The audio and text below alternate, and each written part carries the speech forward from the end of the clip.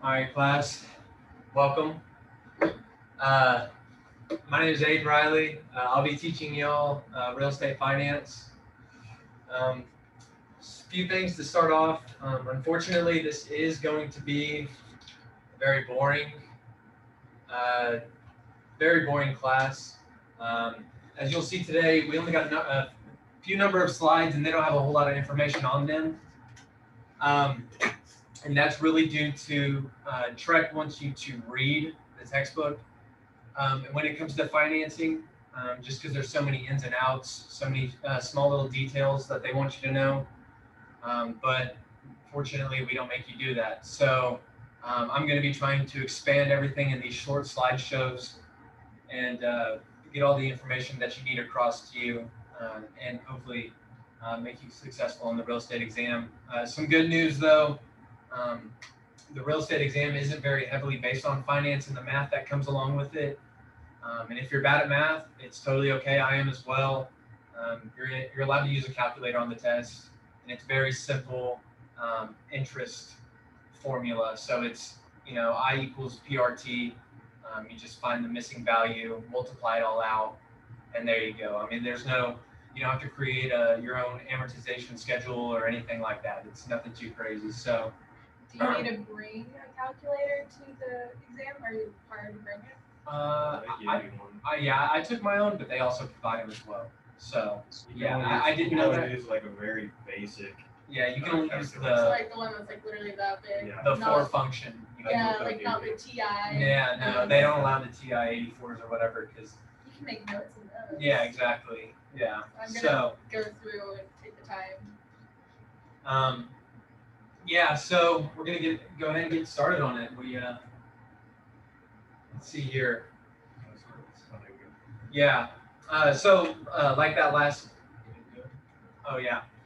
So chapter 1 is the nature and the cycle of real estate finance, and some things to know about finance. I mean, obviously, it's the base to every real estate transaction. I mean, without the money being funded, sellers aren't going to want to sell their house, and buyers are not going to be able to buy the house. So really it all comes down to funding and being able to secure the loan. When in regards to real estate and talking about financing, it's very important that us as real estate agents, you don't have to know all the ins and outs. You don't have to know every type of loan that's offered. You don't have to know the prime interest rate right now. You don't have to. That's not where your level of expertise lies.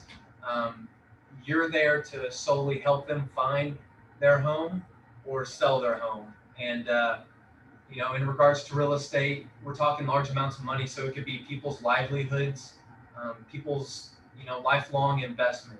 It's most likely the biggest investment people will make in their lifetime. So. That's kind of why we take it very seriously. But again, you don't have to know everything about it. We're going into the next. There you go. Did he finally get that invite now? He's sending the invites out now. Okay. We got a few people And on here.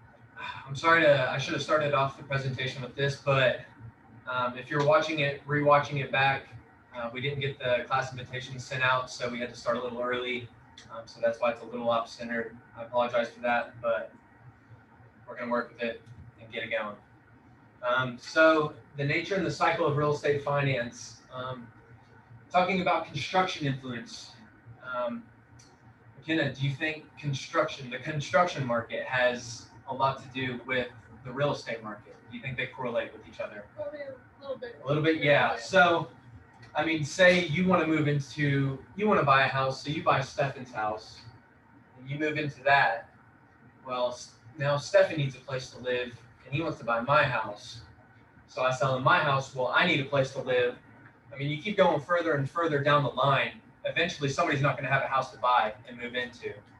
So that's why the real estate market is very important, or the construction market is very important to real estate.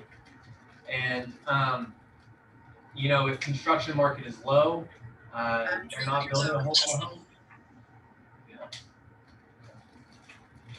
I'll just restart. How many we got so far? Huh? How many we got? 4. Okay, did they just join? Yeah. Okay. So yeah, back to the construction market. Um, with construction being so highly influential to the real estate market, do you, McKenna, have any ideas to where the construction market's at right now? Kind of how the house building is going? Any kind of? Do you want me to be like it's behind? It's crazy. It's like what am Well, I just didn't know. Do you know anything about construction, kind of what's going on right now I? I mean, due to COVID? I know a lot of new neighborhoods up where I live in Dallas, Frisco area. It's a lot of new neighborhoods. If that's Yeah. Yeah, lumber is super expensive right now. Yeah. So yeah, right now, and kind of off that, in regards to building construction, like right now, the market's really slow in construction because the prices of materials are so high. My family, we just actually built our house. They actually moved into it this past weekend. And in building the house, due to COVID and a bunch of the natural disasters that happened last year, the price of lumber skyrocketed. And it's way high. yeah, Way we high. paid over double what was originally budgeted for our house in the lumber costs because the price had risen that much. I was talking to a builder that I know back in Amarillo, kind of when this during the middle of COVID and everything, and he was saying that he was at Home Depot one day, and he was looking at the lumber or whatever, had gone to lunch and came back after lunch, and in that hour and a half that he was gone, the prices had jumped like $2 to $3, like just in that time frame. So construction costs are very, very high right now, and when builders are going to continue to build homes because that's how they make money. But do you think that they're just going to eat the cost of those higher expenses, or do you think they'll pass them off to the buyer, whoever they're selling it to? probably the best. Yeah, they're going to pass them off to the buyer, obviously, and continue to make a profit. That's why some houses around here, originally they were being built, in the $150 to $200,000 range, but now those prices are $250,000 to $300,000 to build these homes. Yeah, I was talking to this guy. He was saying he wanted to build, like a porch or a patio out of lumber out in his backyard. And he said what would have costed like $1,000 to do now costs like $5,000 to do. Insane. Just Yeah. because of the lumber. And all he wanted to do is build a small deck outside in the back of his house. For $5,000. But it went up that much, like $4,000. Yeah, no. It's nuts. So, not only does house building have the effect on new homes being built, but it also has an effect on the real estate market just in general. So that's something to keep in mind. Going into the credit system economy, do you think credit has a lot? Somebody's personal credit has a lot to do with Yeah. them being able to buy homes. Yeah, it does. If you have a credit score of 400, you're not going to be able to buy a house. If you have a credit score of 550 even right now, it's going to be hard for you to secure a loan. Yes. What's like average credit score and high credit score? I always Average? Average probably around 600. Yeah, I'd say in the mid 600s. And if you're past 700, you're pretty much golden. 800 is the max, I think. Yeah. So if you're past 700, you can get a loan for anything. Yeah, pretty much do whatever you want. Yeah. Right. Yeah, I really don't know how it all works and what factors into credit scores, but I see commercials. yeah. You can go check your credit score anytime you want on Like FICO. Credit Karma, some other stuff. Yeah. Just pay your stuff on time, and then your credit will go up. Mhm. That's the key to happiness right there. But yeah, I mean, like if you have poor credit, you're not going to be able to purchase a house. In terms of credit, when kind of the markets and the economy as a whole is down, the government cuts funding to banks. Kind of restricts the flow of cash and bad loans that they make. to a minimum, trying to save the economy from, complete collapse. Do you have any guess as to where interest rates are right now on loans for houses? No, No. not at all. Well, they're especially with the cuts made by the government due to COVID. Go ahead, Ms. Vera. Yeah, I think the interest rates are like somewhere around the 3%, low 3%. Is that right? I think they're about like 3.7 or something right now. But they're Yeah, going because up very quickly right now. yeah, I was trying to lock in a price. It was like 2.3%, but we didn't have all of our ducks in a row, so we fell out through that. But we were gonna refinance. But yeah, it was really, really low last year. Yeah, Yeah, it was last year. and it's continuing to rise. Yeah, I've seen anywhere from like 2.75% up to that like kind of 3.7%. It kind of varies, obviously, depending on your credit, your income, that kind of thing. The bank you're going with. There's a lot of the economy. There's a lot of factors that go into the interest rate that you're provided when taking out a loan. But does anyone? Is there anyone who's not a teenager or around? Yeah. I'm like, I'm just in college. Yeah. Okay, so I don't know if y'all know, but in the 90s, the interest rates for loans kind of floated around the 7 to 8% range, and even up to 10%. And that was just, I guess, 90s was 30 years ago, but Yeah. I mean, not too long ago, interest rates were in the 7-8% range, which doesn't sound like a lot. It doesn't sound like a big jump from 2, 3 to 7 and 8. But when you're talking about compounding interest, and we'll kind of get into this in a little bit later, when in regards to compounding interest, every point is a huge factor in the end. And then talking about the financing relationships, and these are just some key terms to talk about. Does anybody know what collateral is when securing a loan? I just know about collateral damage.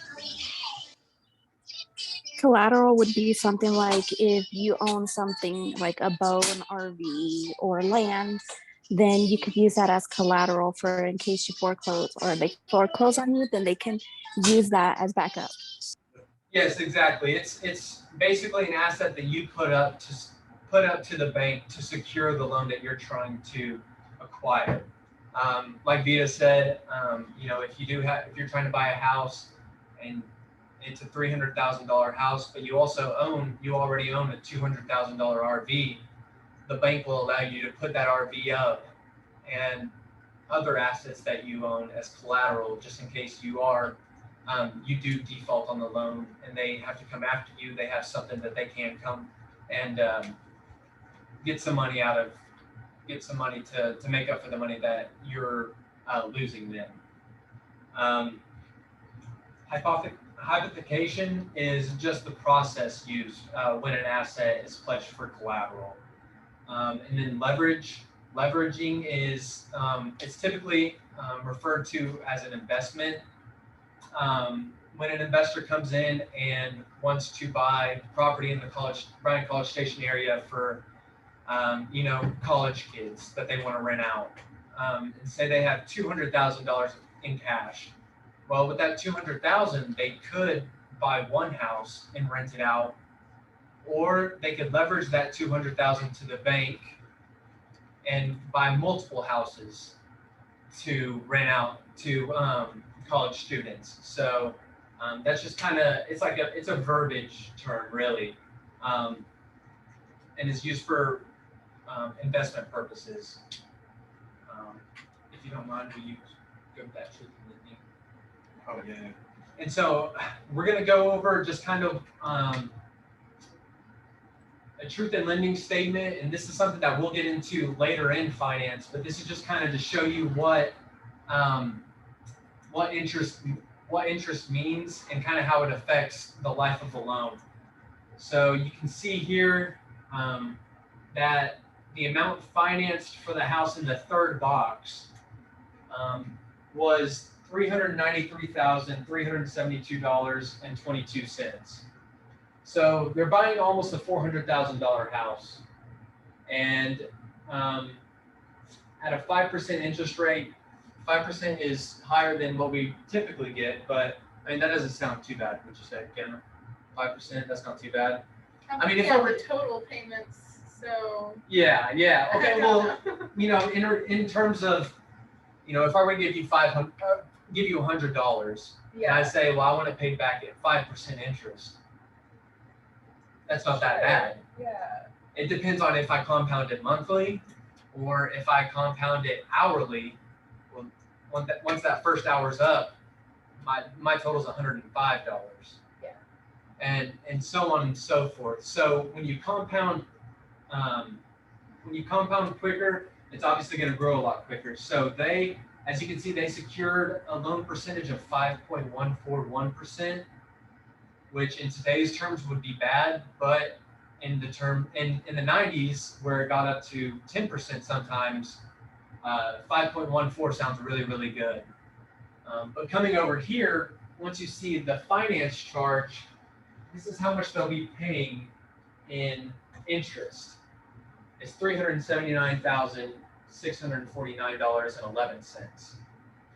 So adding those two together, they're really going to be paying $773,021.33 for this $390,000 home because of their 5% interest rate. So that's just kind of to give you a graphic on what will be presented to buyers.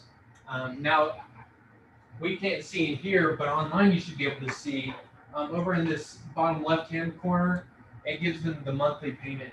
The monthly payment is $2,147.29. So if a client were to see that, they would think, okay, that's not that bad. It's only $2,000 a month. I'm gaining equity in my house. That's okay.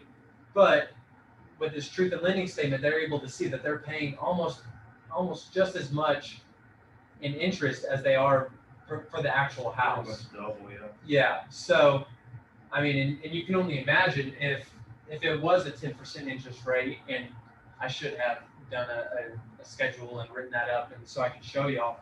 I mean, if it were at 10% compounded monthly, I mean, there's no telling what this number would be. It'd probably be in the $2 million range that they would pay for this $400,000 house. So it's very, very key as real estate agents to know kind of the terms of everything that's going on in financing and how to explain this out to your buyers, because I mean, when your buyers get this, they will get this before they close on their property. And when they see this page, they're going to freak out. And they're probably not going to want to back out, but they're going to be very, very hesitant, and they're going to be somewhat upset knowing that they're going to be paying almost double for the house than they actually thought. So that's something to keep in mind whenever talking with your clients. You always want to keep them informed in what's going on and kind of how the finance market is doing, just so you're able to relay that information across and keep them settled down, and you don't have anybody running around. Yeah, before they had the truth in lending, they were charging whatever they wanted. Yeah. Like 20% and everything. Yeah. 20% for 300,000. That would be like when it comes to like the 30-year mortgage, and you're basically paying double the amount that you're supposedly the house is worth. So what I like to do is I like to see, can I afford a 15-year mortgage, pay it off, and basically get in contract for 30. And then if I were to ever run into issues within those 30 years, I would have something to fall on, but I would try to pay it off within 15 years. That way you pay a lot less interest. You also get a lower interest rate when you get a 15-year versus a 30-year. Yeah. Yep.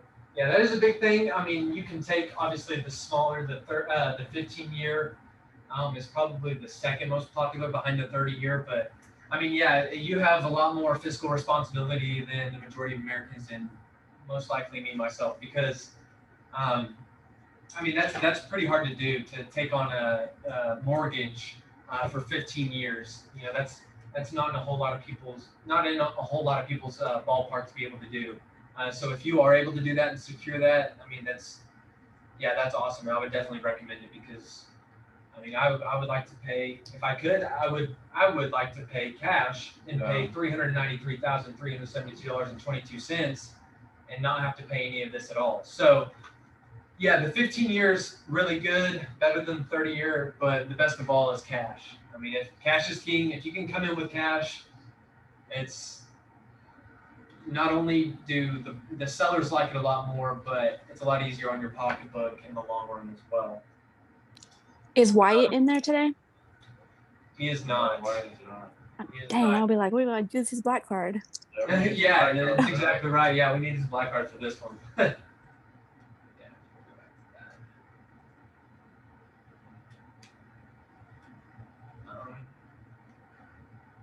All right, so talking about the mortgage lending activities, it's set up here, savings, local markets, and national markets. We're going to kind of flip that and talk about the national markets first because they kind of play the heaviest role into real estate finance.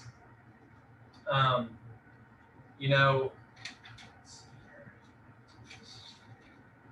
um, when talking about national markets, I'm kind of referring to Wall Street or the big hedge funds or also the big banks like J.P. Morgan, Bank of America, those kind of people. That's who I'm referring to when talking about national markets. Um, and McKenna, from your experience this past year, has COVID had a positive or negative effect on the economy? Negative, yeah, it's been very negative. I mean, we've had to completely basically shut down the economy due to it. And so in shutting down the economy, it's kind of like it's a sleeping beast. If you shut it down, it's kind of hard to restart and pick back up. So that's why we do these things called stimulus checks. And that's kind of what the government has been giving out. And Ms. Vita, since you're there, and I know you'll be able to respond. In giving you those stimulus checks, what does the government expect you to do with them? It wants you to revamp the economy because a lot of people lost their jobs, so they lost a lot of their personal income. So in order for them to get business back on the ball, they want you to go and spend that money and not save it. Exactly. Yeah. You took basically the next 2 minutes or 5 minutes of what I was going to say. Right. I mean, right out of my mouth. Yeah. Stimulus. Yeah. I mean, it is in the word. I mean, it's meant to stimulate the economy. They want to pump it in. That's why all these big national retailers they drop the interest rates to make it more affordable to buy a home, trying to get people to spend money to create more jobs or to bring those jobs back and get the economy going again. The only thing is a lot of people that I talk to and that I know, when they got the stimulus, if they weren't struggling financially, they saved it. And that's that's the exact opposite of what you're supposed to do. That's the exact reason of why they hand it out. But a lot of people did. They just went ahead and threw it in their bank account and just left it alone, which doesn't really do anything for the economy in retrospect. So it's kind of just wasting money that the government's printing. But we don't have to get on that whole side. So I came across something this weekend, and I'm sorry if you can hear all this noise in the background. I came across Bank of America. I guess it was kind of like an ad or something, and they're basically doing a little thing, something like a stimulus package. Basically, they're giving you $10,000 for a down payment, and they're giving you 7,500 for closing cost. So there's different states that are allowing it and different states that are not. Texas is one of them, and our county actually is offering $15,000 of incentive if you sign through Bank of America to buy a home. Yeah. And I think it's just like little things like that. Different companies will offer different incentives just to get the economy rolling. I actually read that 30% of all U.S. money that's currently in existence was printed in the last 10 months. And that kind of freaked me out. That just means they're cranking out money Oh, I believe that the ceiling, what is it called? The economic ceiling is like there is no cap no more. Yeah, yeah. And I mean, I'm gonna be honest. I'm about to graduate with my bachelor's in finance, so I should know a lot more about all that and how, the repercussions of it. But I have no idea. But I mean, there is guaranteed repercussions to everything, like the real estate bubble, which we'll talk about here in a sec. I mean, there's repercussions to all this that I don't know. But I mean, shoot, we're just gonna keep on. We're gonna roll with it. There's not a whole lot we can do as individuals. So. But yeah, getting back to this and talking about the stimulus. So a lot of people were saving their stimulus checks. There were some people spending, but there were a lot of people saving. The people who were spending, a lot of those, a lot of that money was diverted towards landlords and the houses that they owned for rent. But the kind of the negative effect that has is people were able to pay their rents with that stimulus money, but the landlords and landowners, I mean, they already have cash in their pocket. They're still making money, so they just went ahead and put those stimulus checks that they got from their residents into their bank accounts. So a lot of the stimulus money that went into the market kind of just sat and is dead now, and was printed for. I mean, for the reason. I mean, obviously, allowing people to stay in their homes and all that, which is a great thing. I mean, people still need a place to live, but a lot of that is dead money now, and was never really reinvigorated into the economy like it was meant to be. So, like that's kind of one option, and then another option for stimulus was, well, let's give it to the businesses. Let's give it to the small businesses, the large corporations. Let's give it to them. Let them delegate, keep everybody in business, keep everybody employed, and try to save it that way. Well, the only thing wrong with that is, I mean, with everybody being at home, not as many goods are being sold, not as many services are being provided, and that kind of allowed the companies to, of course, it incentivized them to keep their employees, but there was no incentive to keep them working full time. So what a lot of companies did is they started cutting back hours for their employees, trying to save money and trying to stay afloat. Which, I mean, and that's kind of like the big thing with finances, in regards to politics and policies. There never is one right answer.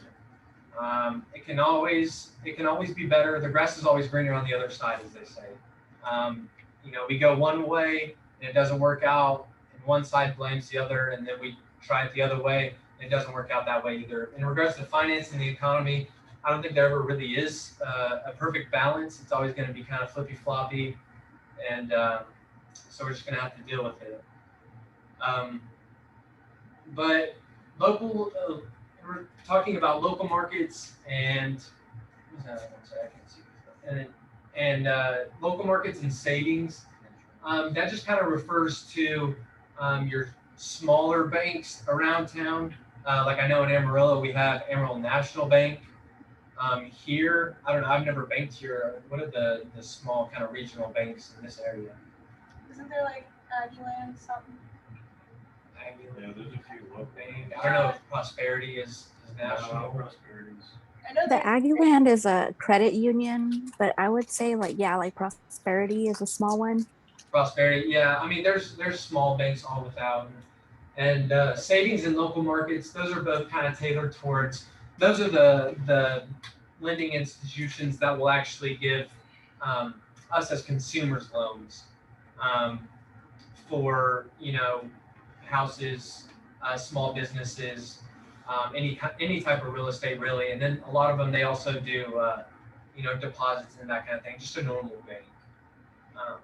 So, and then the real estate cycle, kind of talking about the housing market right now. Stefan, to your knowledge, would you say that we're in a buyer or seller's market right now? We're in a seller's market. Definitely sellers. And why would you say that? If you sell your house right now, you're probably going to get over asking price for it. You're probably going to get more than it's worth. Yeah. And if you're trying to buy a home right now, good luck. Yeah. That's all I can say. So yeah, that's really it. We kind of hit an inverse here where, with interest rates being so low, the demand for housing is high, really really high, but there's not a whole lot of selling right now, so the supply is very very low. We're seeing houses. I actually just put in an offer on a house today that has been in the market since Thursday. My clients live in they live in a different area. They live in the DFW area, and they're buying down here. I got it. It went on the market on Thursday. I saw it, and I got it to them on Friday. And obviously, in that time, they weren't able to come down this weekend and see it.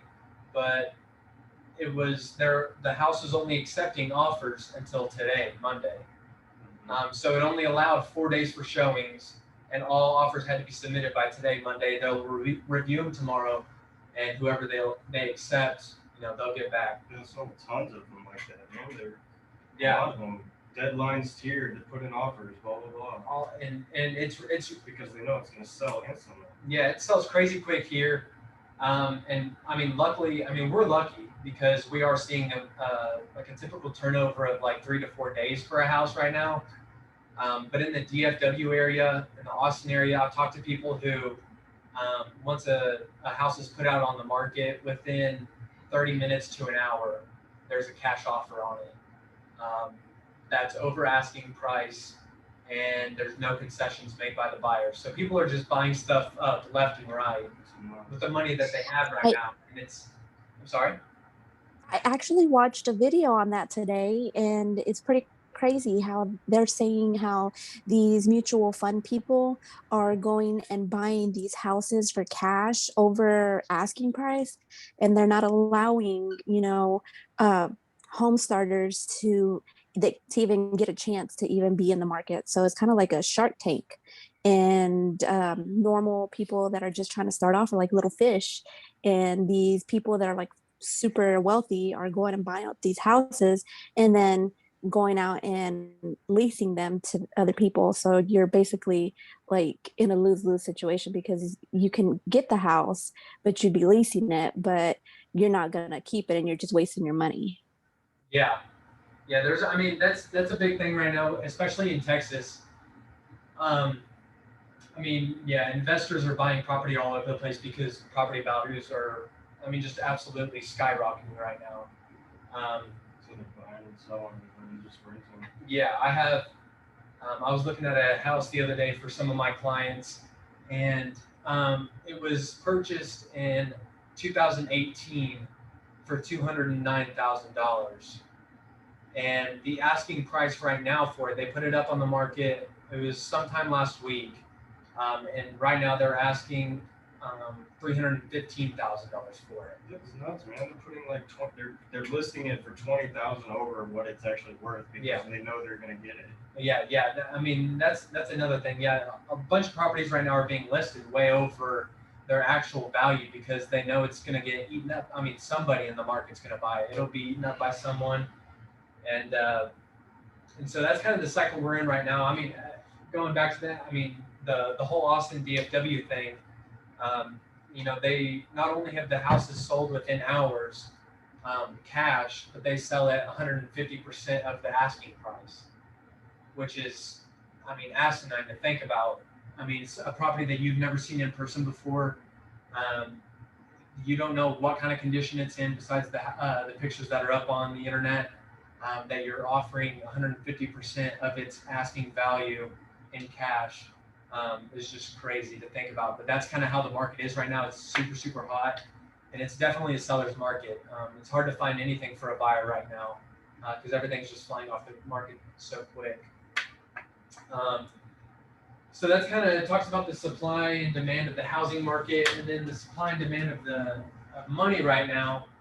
Like we said earlier, or like Stefan said, what is it, 33%? Around a third? 30%.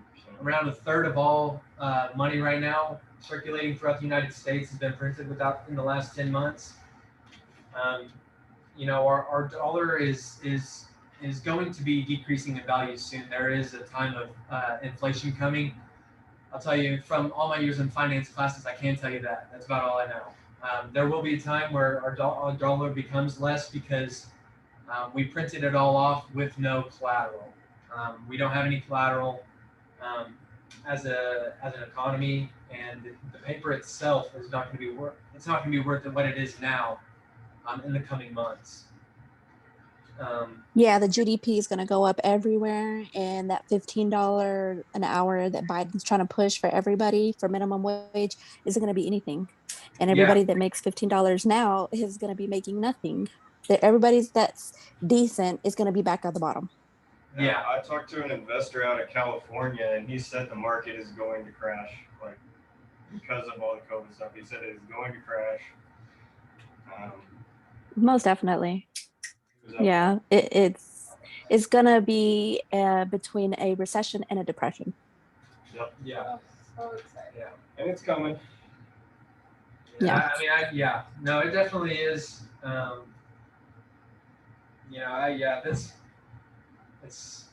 That's crazy. That whole topic is wild. Yeah, and it sounds like I'm a conspiracy nut, but I actually do a lot of research in that area because you always got to stay prepared.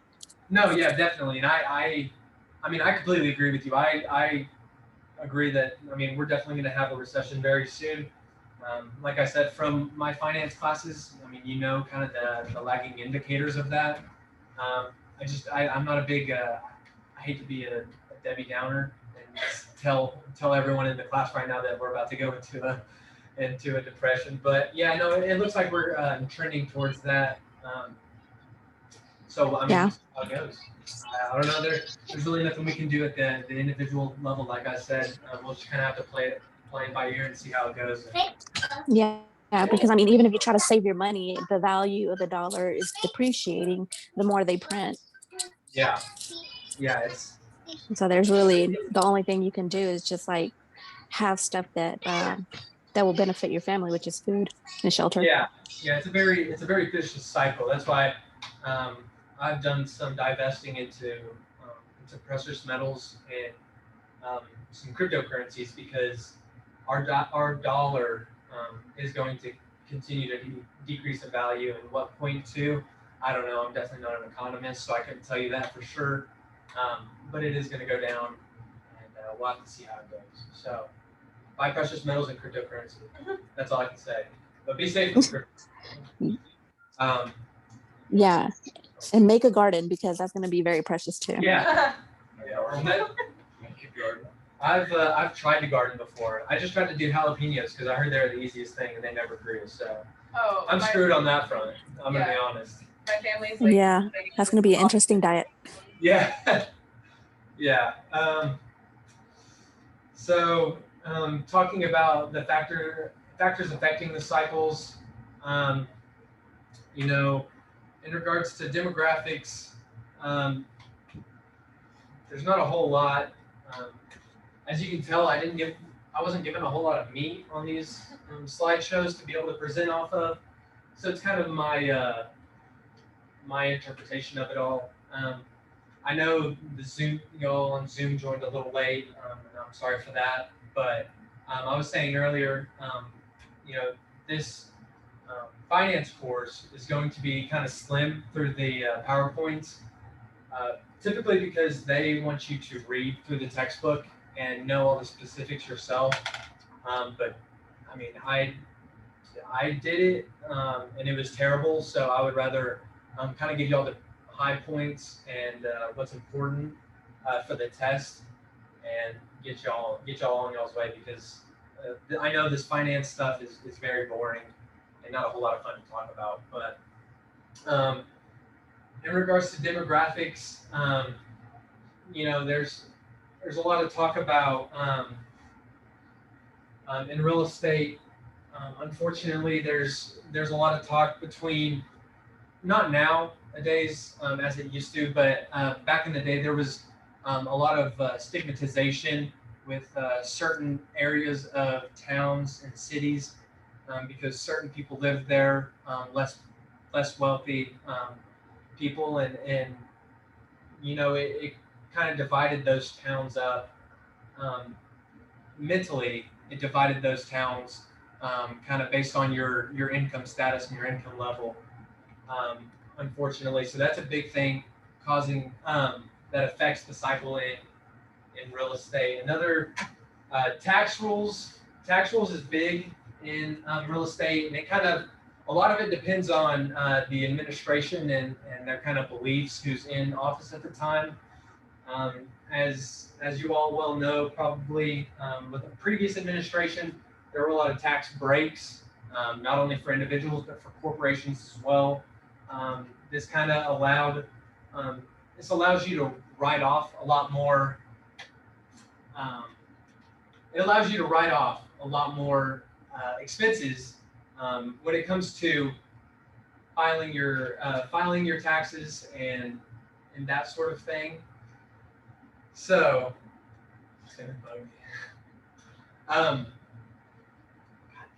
gosh, did it again. I'm really bad with saying a lot. I just hammer is that the what word he was laughing? Yeah, and, I say it all the time, and I'm trying to work on it. He's helping me work on it, but I still haven't made a whole lot of improvement, as you can see. I haven't been noticing. Okay, thank you. That gives me some confidence. I have. Hey, Well, there you go. well, you knew to Took it look all for away. it. Now I feel like I'm not going to be able to. Yeah, I counted it. You said it about like 20 times in the last 5 minutes. I'm kidding.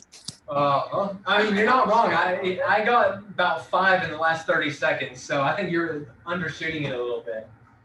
But when in regards to social attitudes, this kind of goes back to what I talked about in demographics.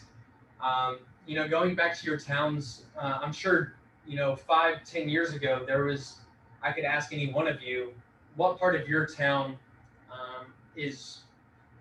would you not want to be in? Would you not want to be living in? Would you not want to be? You wouldn't want to be there at night. Those kind of places. And luckily, with reinvestment from the government, we have started revamping a lot of these broken down. Like in regards to Amarillo, for instance, downtown Amarillo 10 years ago it was a rough place to be. The streets were busted. They were brick streets, and about half of them were missing. I don't know why. I don't know where the bricks went, but they were just gone. There was all the buildings were run down. It was it wasn't where you wanted to be. But within the past 10 years, they've reinvested millions and millions of dollars into downtown and have kind of revamped it. We now have a minor league baseball team. We have a few nice hotels. I mean, Amarillo isn't all that. It's not all that crazy. It's definitely not the place to visit. I'm talking it up like it's real nice, and now downtown there's some very nice restaurants down there. And now downtown Amarillo is it's lively at night. It's very well trafficked now. It's a lot more popular. So kind of with the reinvestment, it's kind of brought it to another level. But these social attitudes, they do play a big part in the real estate area, of where you're at. There's places where, sorry, I lost my train of thought there. Yeah. Doesn't Amarillo have that Big Tex restaurant or something? Big Texan? Yeah. Yeah. I know that one. 372 ounce steak. Yeah. If you can eat it. So how many so far can tell that he's using a ton tonight? Actually, I haven't really noticed. It out. It's more because his She ums said and don't uhs cut it are out. under his breath. It's not necessarily like What? Gotta calm down. I know what your first day. So the key thing about this is social attitudes. Again, what are some things about social attitudes? Well, in regards, like I was saying, you have, everybody has places in the town that they live or once lived that they know that they didn't want to be caught in or they didn't want to be. And so those attitudes kind of stigmatize those parts of town. And I'm sure it goes all the way up through the people who are lending. They kind of know, oh, well, you're in that part of town. You're in downtown Amarillo. Mhm. I don't want to be lending to you because I don't know if you're going to be able to afford it, or I don't. What's that called? Redlining. Yes. Oh, what did I learn about that? Uh-huh. Would it kind of affect like school districts? You know how people are like, Uh-huh. oh, that's a bad school district. You don't want to be over there. Yeah. Uh-huh. Yeah. You're picking into this. You are getting into this in this situation. But yes, social attitudes need to end up being things of how we feel about different structures, how we feel about not just the structure, but how we feel in regards to the areas. So these, of course, are going to affect all of our different cycles because the fact is over time, will a place stay the same? For example, you've been here for a while in this area. Have you noticed, Stefan, for you, have you noticed any areas that used to be prime location now is no longer prime location and that it's moved? Yeah, it seems like it keeps getting pushed further and further out. That's right. So would like a social attitude be kind of like how Galveston is kind of like a no-no because of the yucky beach? Exactly. Yeah. Those are social culture. Those are attitudes that we stigmatize to different things. You see what I'm saying? So, keep going. Yes. Okay, and then Be aware of those ums. Slow down. I wasn't even noticing that. Slow down. So, Sheldon said that as soon as you pointed out is when she knew. Uh-huh. yeah. Slow down. All right. There you go. Jeez. That's just how I talk, maybe. I don't know. Now we'll talk about the impact of the financial crisis. And I kind of went into this last week with talking with Travis and kind of went through the whole situation. But just a quick rundown again.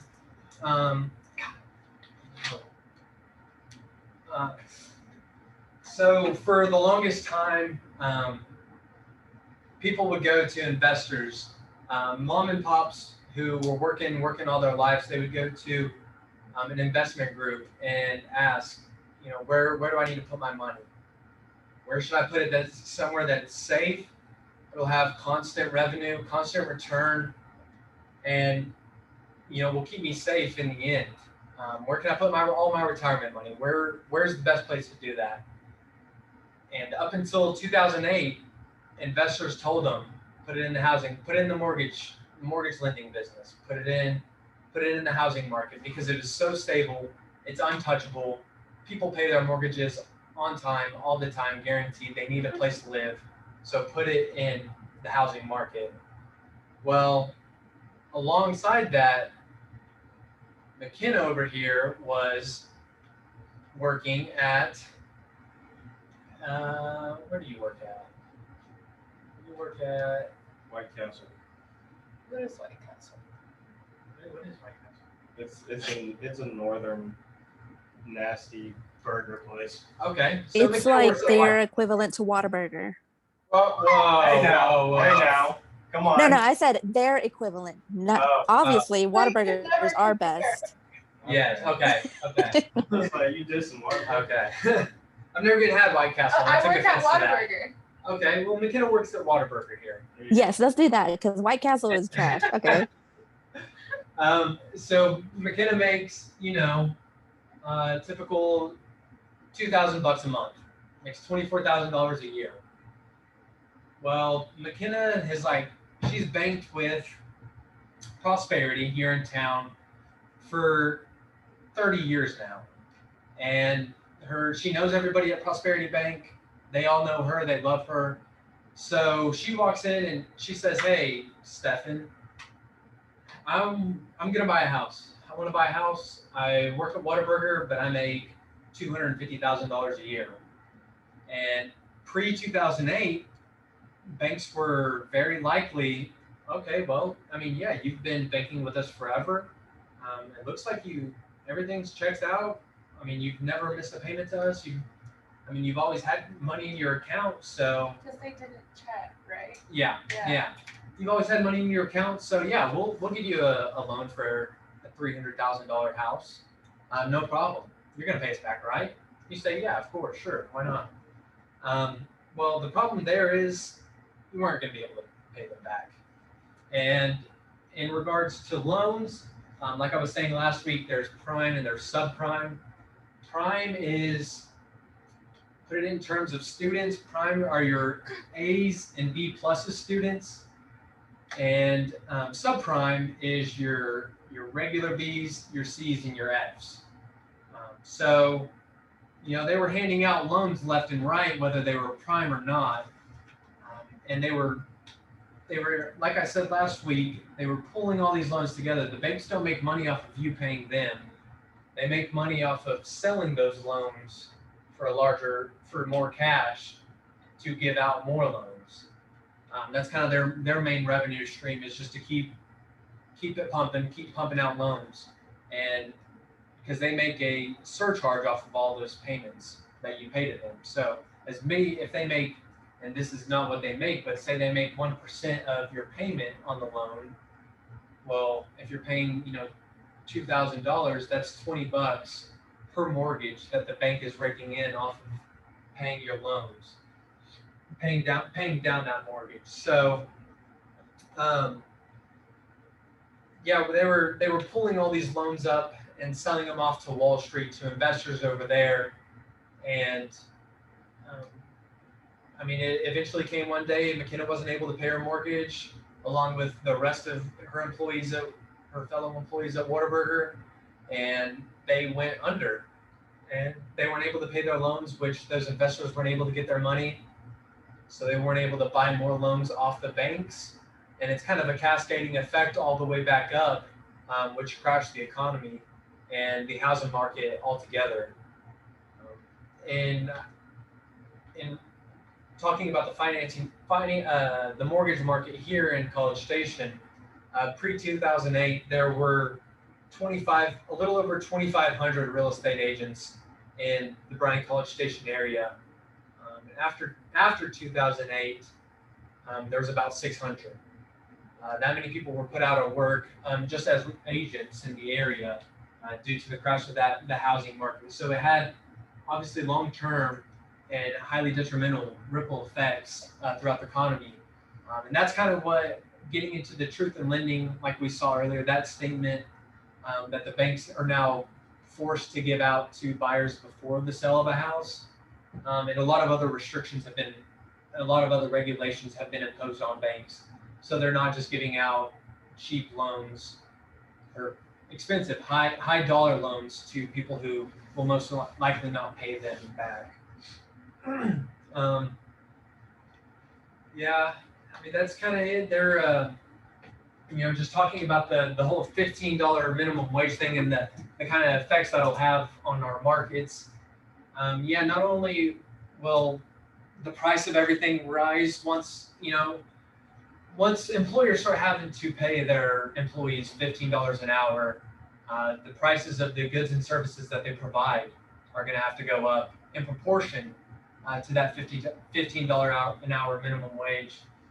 I don't know about y'all, but my parents are small business owners, and they don't just rake in cash like most people think they do. There's a lot of expenses and a lot of stuff that goes into owning and running your own business. And I'm sure Justin can attest to that. There's a lot more than people see that goes into running a business financially. And so this $15 an hour minimum wage, while it sounds good, I've worked for $6.50 an hour before, and $15 an hour sounds great, but you got to kind of understand the economic,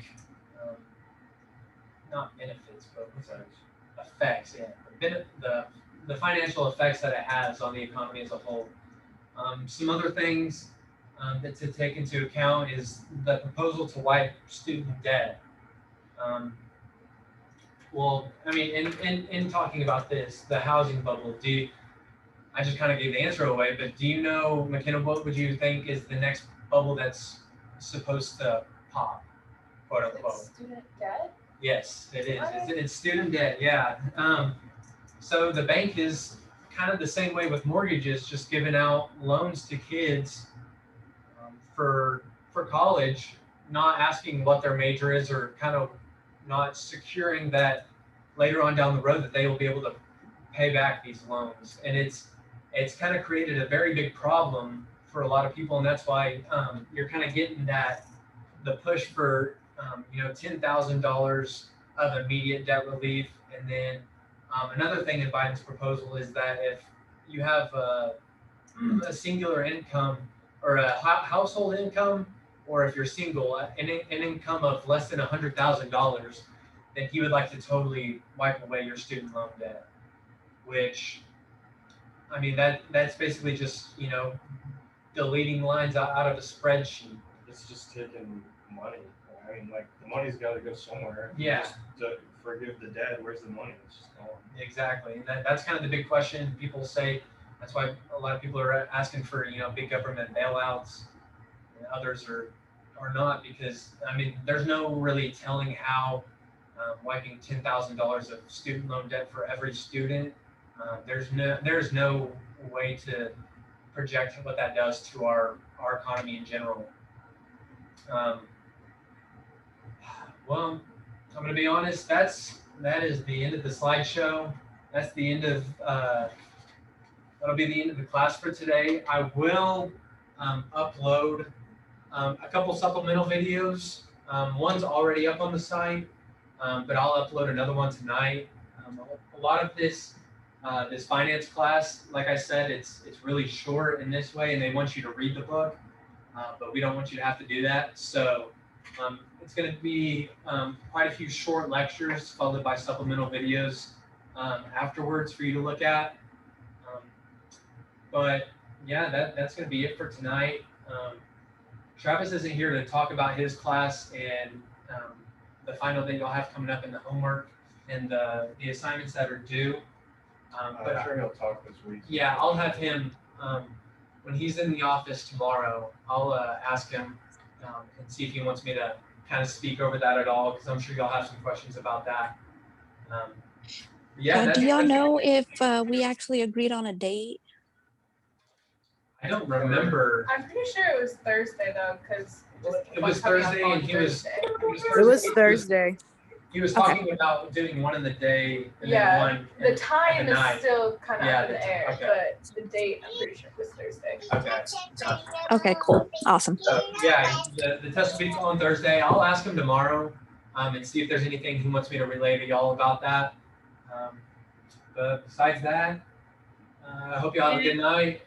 I'll work on my ums. What about the Google Classroom?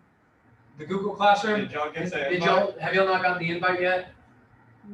I checked when class was starting and I hadn't got it. Okay. I also don't have the new one. No, I don't either.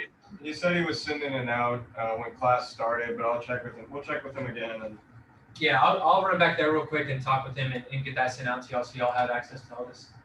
And yeah, I guess All right, that's it. thank If you. y'all don't have anything else for me, y'all have a good night and we'll see you tomorrow. All right, good night. Bye. I